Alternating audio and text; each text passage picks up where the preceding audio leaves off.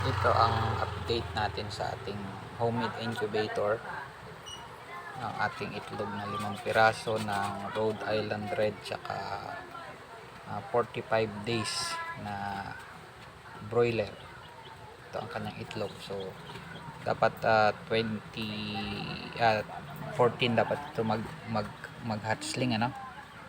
Mag-hatch. Ngayon nag 13 pa lang, December 13 nag-hatch na siya. Lumabas na yung kanyang beak. Dalawa na yung lumalabas, pati itong isa. Ayan. Ito wala pa, oh. Ayan, oh, tumutunog-tunog na yun. Mayroon na rin siguro. Ito wala pa. Tumutunog-tunog na sila.